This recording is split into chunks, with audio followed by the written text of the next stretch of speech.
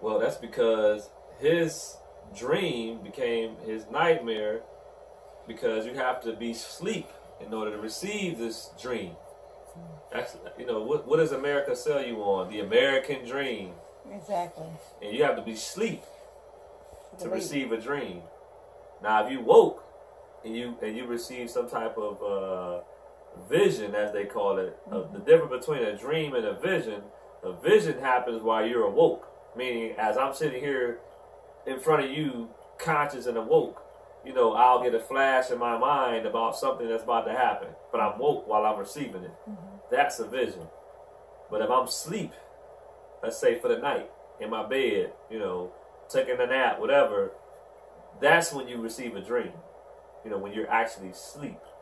And so he realized that it was a nightmare because it was a dream. He had a dream, and his dream became a nightmare because he was coming into certain realizations that what he wanted to do, he realized he was not going to be able to do. Not because he couldn't do it, but because they don't want it. Exactly. How do you team up with somebody who don't want to be on the team? It's impossible. So he was trying to team up with people who don't want to be team players. You get what I'm saying? And so in order to receive a dream, you must be asleep. And that is synonymous with consciousness. That's how you got to be consciously asleep to receive the American dream. But if you have any type of consciousness, then you realize that none of what they talking about is a reality. They being the United States government. That's not a reality unless you want to help build up their stuff. They'll take you to help you build up their stuff. As they did with, Booker T and everybody else who they use their mathematics and whatever to help build their stuff. And then here we are, 2016, and it ain't like we're not able to build nothing, but every time we build something, they destroy it. Whether it be Rosewood, Florida, what they call it, Tulsa, Oklahoma, or what they call it, Black Wall Street, they destroyed all of those places. They meaning Caucasians. The first city ever bombed in America was Black Wall Street.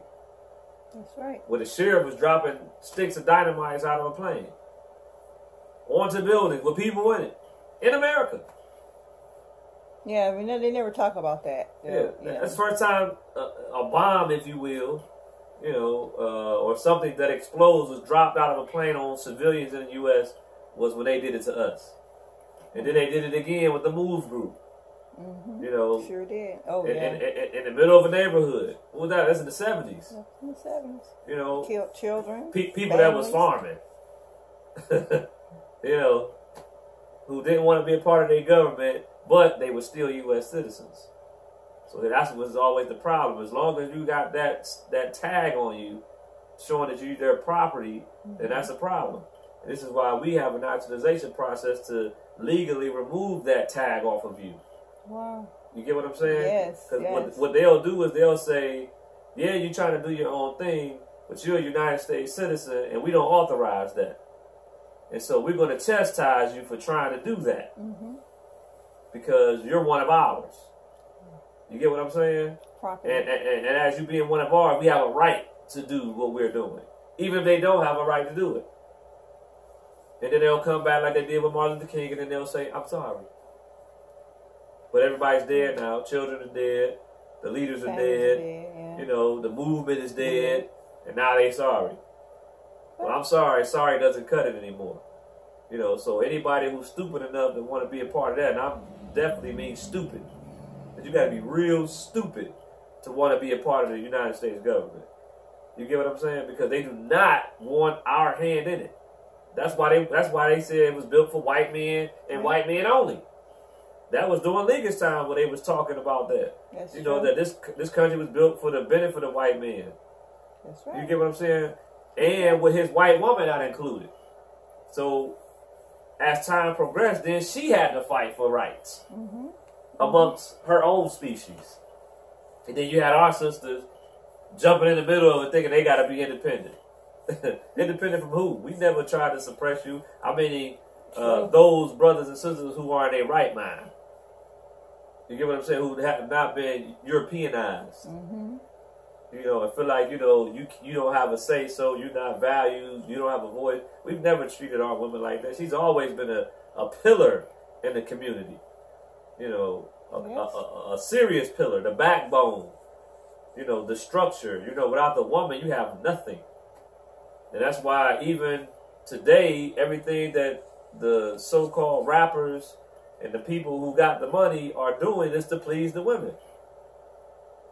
If you take the women out of the equation, a lot of the stuff they doing, they would not do.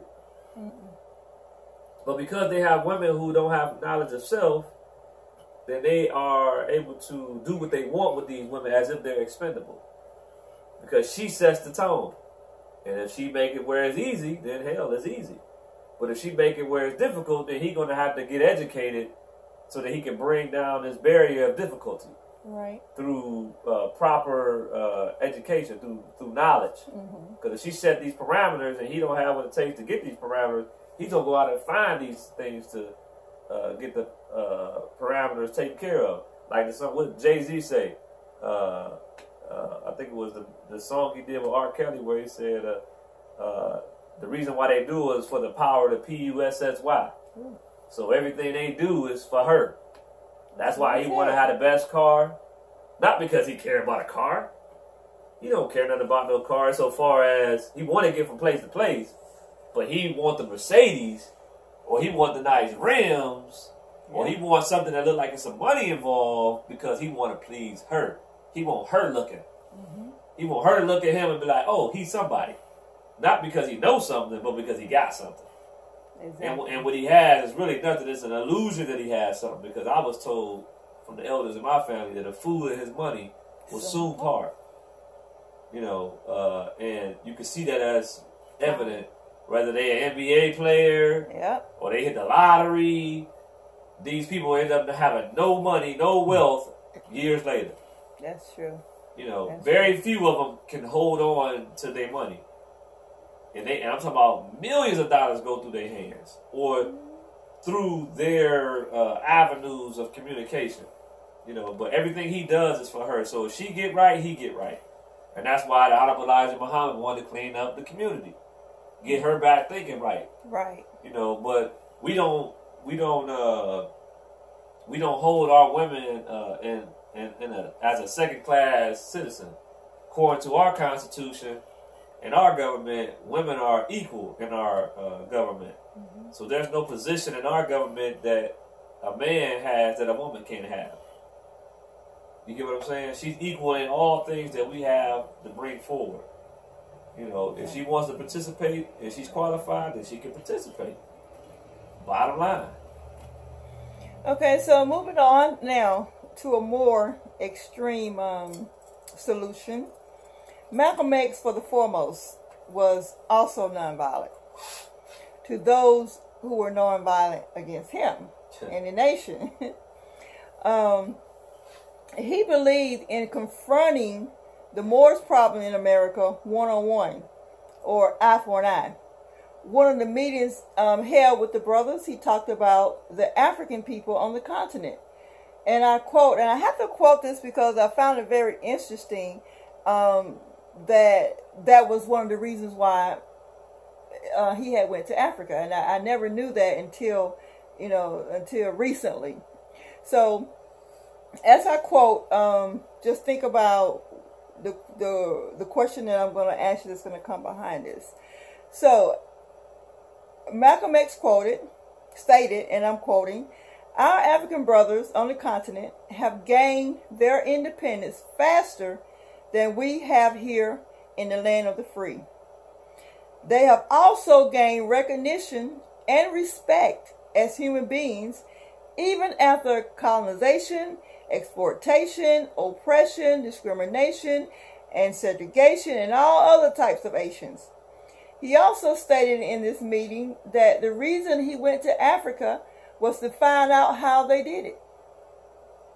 And this is what he was told. Number one, they formed in unity and fought whomever got in their way. The second thing they did was to bring about complete independence and freedom by any means necessary. Now, can you explain why Malcolm X had this great desire to meet force with force as a solution versus a peaceful turn the other cheek, as Martin Luther King was noted for? Yes. Well, I don't think that he had a desire to meet violence with violence. I think Malcolm X was a realist, and he didn't accept as fact for him that if you come and attack his family, he was just going to not do anything. Mm-hmm. You know, because he was a man, and as a man, your biggest responsibility is to be a provider, and that could be in that situation protection. Mm-hmm. You know, it's a reason why we built the way we built. You know, to go to war if we have to. And he wasn't going to accept people coming in and harming his family and do nothing about it. So that's why he said by any means necessary. But as we know, Malcolm X was a very peaceful person. Yes. In fact, he was involved in no violence. True. You get what I'm saying? Mm-hmm. But he was known for being strong enough that if violence came his way, he could deal with it. Mm-hmm. But he was a very peaceful person. He was just as peaceful as Martin. Now, he wasn't as peaceful in his speeches, but in his demeanor and how he carried himself, he didn't have one act of violence that was recorded. That's you true. get what I'm saying? So he was also a very peaceful person, but he was more realistic in his approach, which Martin was starting to see. Thus, his dream would turn into a nightmare. Mm-hmm. And then, of course, you start seeing Martin and Malcolm sitting down. You start seeing Martin and Elijah Muhammad sitting down. And then after that started happening, then they both was killed. You know, yeah. Martin Luther King was all about, black power, and he was killed by blacks. Martin Luther King was all about integration, and he was killed by whites.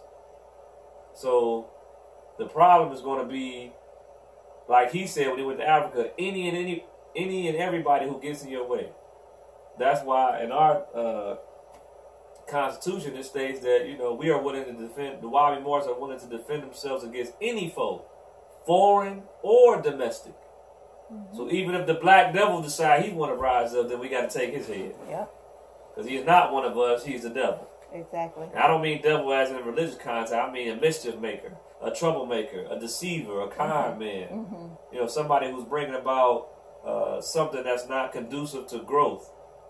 Peace, harmony, longevity. Mm-hmm. The things that we need are essential to building anything that's of substance and as of worth, any worth. So, he was a very realistic person. He did say by any means necessary. They tried to coin it off like he was just some militant type guy, but he was just a realistic person. Even the United States government is realistic. Somebody come over here with force, they gonna fight with their military. Mm-hmm. By any means necessary. Exactly. He didn't have at his disposal what they have at their disposal, but the ideology is exactly the same. But they want to make it bad because he's black. Okay.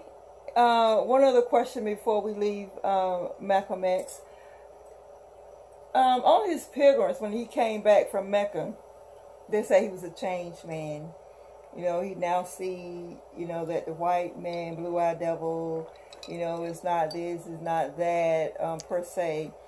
And I think, in my opinion, he kind of leaned towards trying to live in peace here in America with the Indo-European. So now, can the Indo-European and the Moorish people of this country be blended into a common nationality and enjoy together in the same country under the same flag, enjoy the blessings of life, liberty, and the pursuit of happiness as neighborly citizens of a common country? No. Why We not? already blended together. I shouldn't say we because I'm not a part of their government, Right. but they're already blended together. They already blended together. They all have one nationality. Their flag is the red, white, and blue. Mm-hmm. And you have both what is called the white man and what is called the black man together under that nationality. Oh, yeah. And they're blended together, and it's not working out. And it hasn't worked out since they encountered each other. This is not something that I'm making up. This is historically recorded. since whites and blacks have come in contact with each other and lifted boundaries and intermingled, there's been problems. And even if they don't lift boundaries and intermingle, there's still a problem because the Caucasian wants to conquer. And he wants to take. You know, as I was taught, if you are the epitome of civilization, and you know everything that's of some kind of substance you brought forth, then why every time we look up you coming out from your house and trying to take from somebody else? If you in Europe, if you in the Caucasus Mountains and you're thriving there, what is the point of coming out? What's the point of coming out? Unless you don't have it made there, and we know according to their history they didn't have it made there.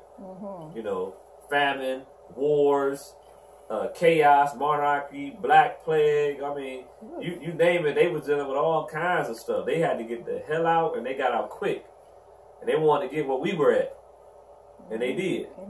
And of course, if you let history tell it, you know, they was just strong and mighty and just came in and took. Yeah. That is definitely not how it went. Us being the peaceful people that we are, saw those who were less fortunate. We wanted to help. And it didn't start off like, let's just lift up our borders and you come in. You know, it might have started off like, well, you know, we'll send medicine. Or we'll dispatch, you know, certain ones amongst our society to help you with your situation. You know, that way. You know, as ambassadors of peace. You know. Right.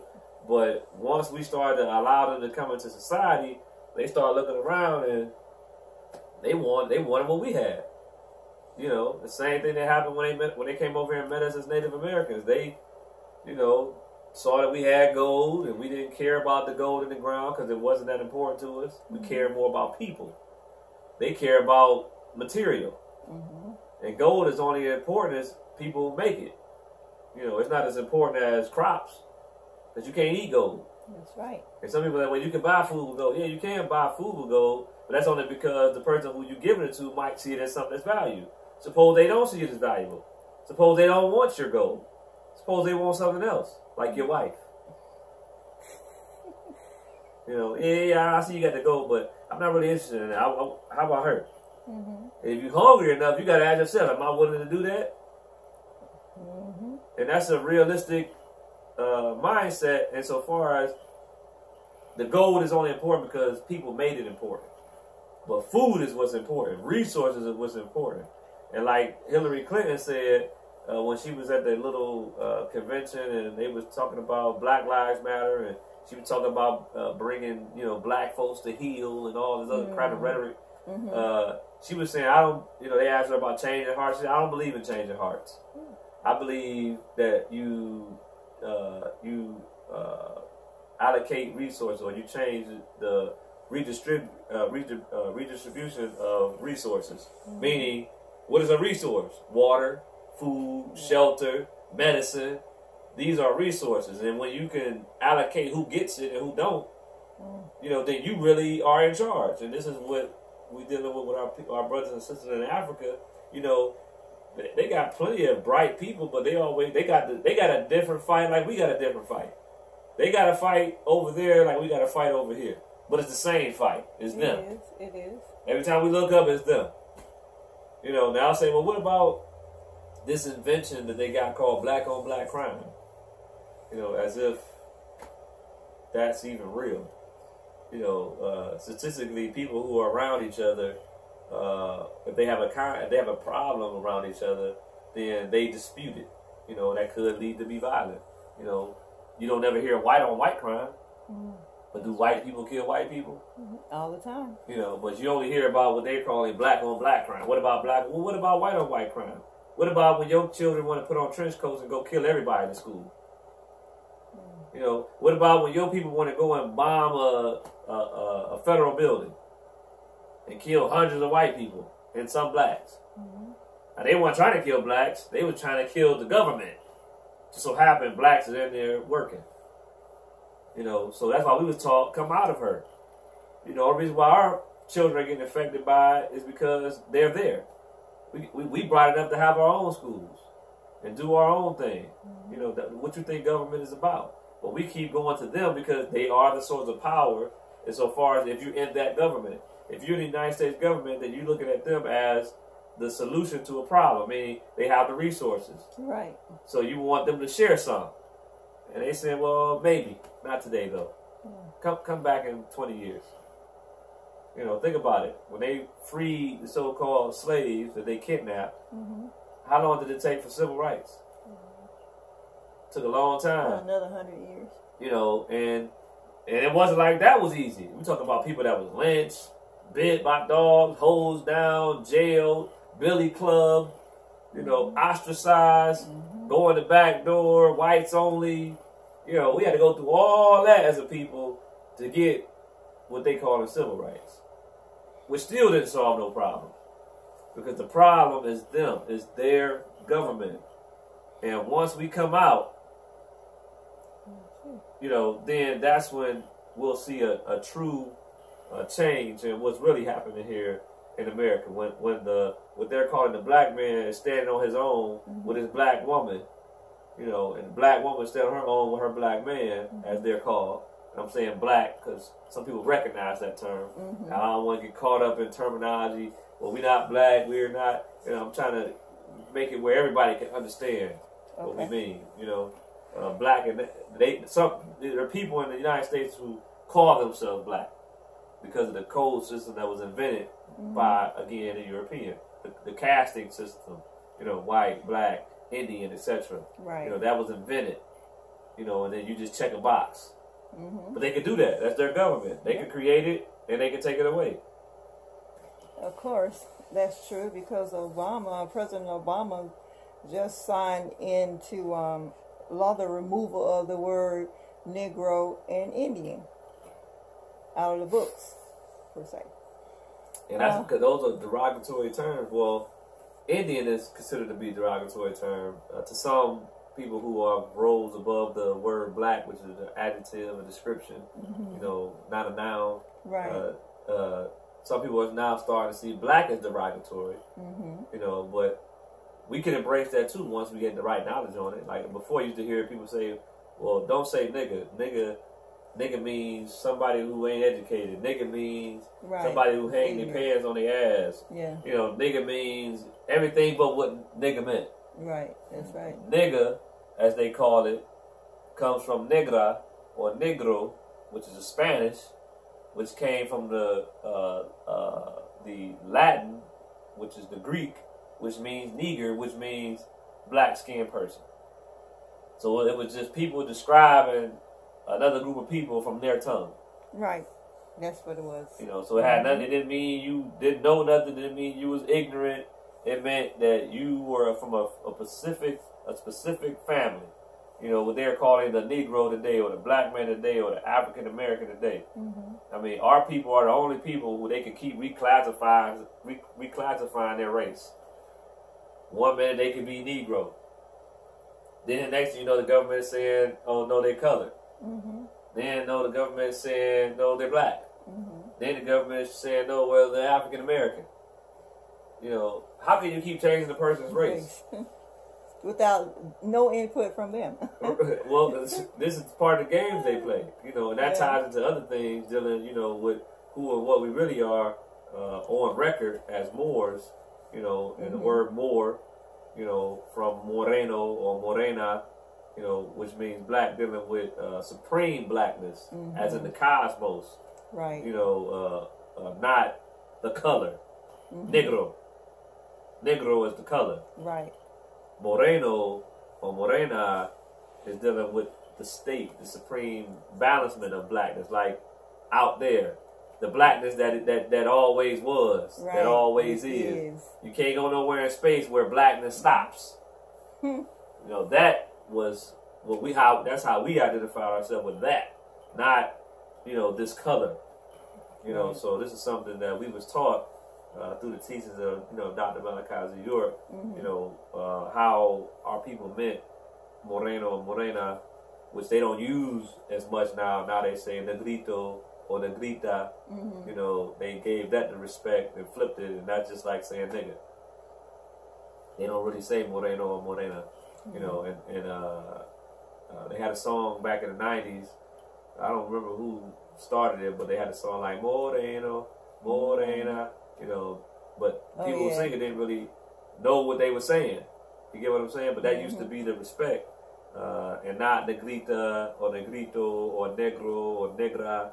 You know, that wasn't the respect. But because, you know, again, we're dealing with people who were invaded, you know, because whether you want to call them Spanish or Black Spanish, you know, because Spanish really just deals with a language, you know, it doesn't really deal with a nationality, you know, but that's something we can touch on at another time. Okay. Now, you mentioned coming from under this government. Also during the late 1960s, early 70s, the Black Panther Party rose up. And this time the movement was revolutionary, springing up black nationalist and socialist organizations. The party's core practice was its armed citizens that patrolled the communities through monitoring the behavior of police officers and challenging police brutality. In the communities, the social programs became core activity. Most of the programs were extensively breakfast programs and community clinics. Yet the Federal Bureau of Investigations called the party the greatest threat to the internal security of the country. Can you explain why, if the African American people were trying to come from under this government, I would say through the... they weren't trying to come from up under, but they were attempting to stop the brutality. Okay. Black Panther Party is 2016 Black Lives Matter. The whole point of Black Lives Matter was, look, you're killing people who happen to be us for no reason. As if our lives don't matter. So thus Black Lives Matter. That's the whole, you know, I mean, but Black Lives Matter aren't saying anything different than the Black Panther Party, which was, like you said, was founded to monitor communities because they was attempting to stop police brutality. In an attempt to stop police brutality, thus labeled as the greatest threat to internal national security. Why? Because it is a threat to his security. If he can't do what he wants to do to us, when he wants to do it, then that's a threat. Because in their mind, it's just like when you was on the plantation. You know, they want to come in the barnyard and take the woman that they want to take when they want to take her. If they want to lynch a nigga, they want to lynch a nigga. And they don't need nobody telling them when they can and cannot lynch a nigga. And if you fast forward that to the day, they don't need nobody telling them when they can and cannot kill a nigga. He had a gun. Oh, well, we found out he had a gun. Oh, well, I thought it was a gun. Looked like a gun to me. And I feared for my life. We can't have that. So the nigga had to go. True. I mean, this is what they're saying. You know, I thought he had, his wallet looked like a gun. It don't even matter if it was broad daylight. Like the most recent video, the sister was recording at Facebook Live, and she like, he was reaching for his wallet that you told him it was okay to get. Yeah. And then he's talking about he's reaching for a gun. The only reason why you know he has a gun is because he told you he's carrying. Out of respect. A license, too. A licensed carrier. A lawful carrier. The same as the police. The police is a lawful carrier. You know, but, you know, this is the problem. You know, the problem is them. Again, it's always them. If it's a problem, you can find them. Always.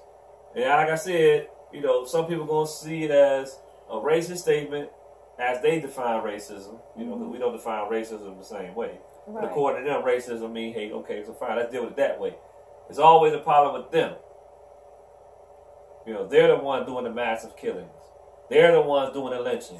Is there a history of black folks lynching white folks for no reason? Whenever it's them attacking white folks on a massive scale, it's because of some kind of injustice. And look how much injustice it takes just for them to respond to that.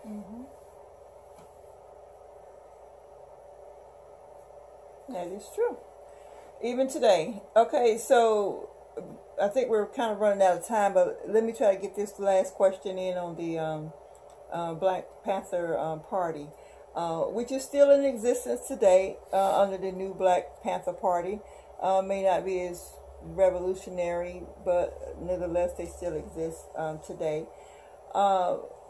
Why do you think that African American men with guns protecting themselves and their families, is this something that their government don't want them to do? So we're not supposed to be protected if you're under their government, they don't want you to protect yourself against them who are violently still killing and mass. Just the numbers alone says that it's a massive killings. This year, I think January of 2016, maybe 700 unarmed citizens were killed by police just this year. So trying to protect yourself against this type of government is also still considered a threat to national security. So why do you think that African men with guns threaten the security of their government? Well, because their government officials, i.e. law enforcement, which is predominantly white, as they like to be called, want to be able to come in and do what they want with no threat to them. If you are armed, then you can shoot back. You know, so they don't want you to be armed to shoot them. You know, as long as you carrying and you ain't doing nothing with your carry, then you can carry all you want. But if you armed and you look like you might be willing to do something with the weapons that you have a right to be armed with, I'm not talking about how they dupe the people into, you know, buying into the privilege of carrying. Right. I'm talking about the right to carry. Right. The right to security of your person and your property according to what their constitution states. Before they sold the idea of coming down here and buying a license, which according to black law, license means privilege, and the privilege and the right are not the same thing. You can take away a privilege, you can't take away a right. You get what I'm saying? So all that was a part of their plot, you know, to be able to step on your neck even more. Oh, okay. Okay, so we're going to come back and we're going to end our discussion with Dr. Malakazi York, founder of the United Nuwabi Nation of Moors. And you're going to speak extensively on that subject.